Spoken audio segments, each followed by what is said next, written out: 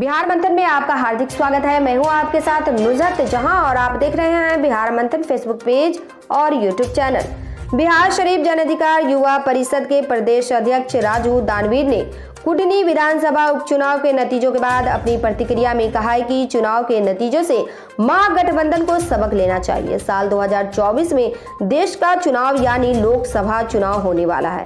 उस चुनाव में अगर भाजपा को हराना है तो महागठबंधन को अपनी रणनीति और घटक दलों के साथ तालमेल को सुधार करना होगा।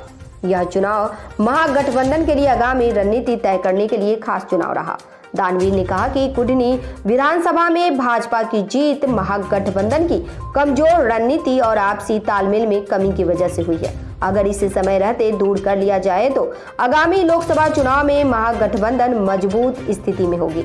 दानवीर ने उक्त बातें आज नालंदा के तेल्हाड़ा में तेल्हाड़ा इमरजेंसी हॉस्पिटल का उद्घाटन करने के बाद उन्होंने पत्रकारों से बातचीत में यह बातें कही। दानवीर ने कहा कि भाजपा देश के लिए राष्ट्रीय आपदा है। साल 2014 के बाद से देश में बेरोजगारी बढ़ी है, रोजगार के अवसर समाप्त हुए हैं, महंगाई बढ़ी है, गरीब और महिलाओं की सुरक्षा भगवान भरोसे है। देश में भूखमरी की हालत बद से बदतर है, लेकिन इन सब की चिंता से दूर भाजपा ने अपने प्रचार तंत्र को इस कदर मजबूत कर लिया है कि वह इसे गलत इस्तेमाल से जनता को गुमराह करती है।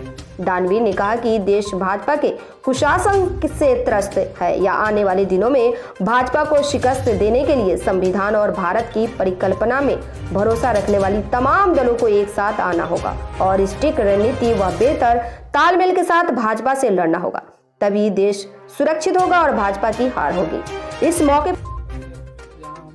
नालंदा के तेल्हाड़ा में आए हैं। तेल्हाड़ा में तेल्हाड़ा इमरजेंसी हॉस्पिटल के शुभारंभ के मौके पर आए हैं और इसे यहाँ पर फीता काट कर हमने हॉस्पिटल का उद्घाटन किया। और सबसे बड़ी बात कि ऐसे हॉस्पिटल की बहुत जरूरत है और यहाँ के युवा साथी हैं, क्या नाम पंकज जी ने यहाँ पर हॉस्पिटल खुला है, धन्यवाद देते हैं। और ये गरीबों के लिए हॉस्पिटल और खासकर गरीबों के लिए वरदान साबित हो गया। देखिए, कुडनी का जो चुनाव है ये कहीं न कहीं महागठबंधन का एक तरह से इसमें सही तालमेल नहीं नजर आया। महागठबंधन को और मेहनत करने की जरूरत है। साफ दिखा है ये सही तालमेल ना होने के कारण बीजेपी जो है इस सीट को अपने हाथ में कर लिया और कहीं ना कहीं महागठबंधन का रणनीति भी कमजोर रहने की वजह से और बीजेपी का झूठा प्रचार तंत्र हावी होने के कारण बीजेपी की जीत हुई। अभी जो कुडनी विधानसभा का जो आज रिजल्ट आया ये कहीं ना कहीं आश्चर्यजनक है।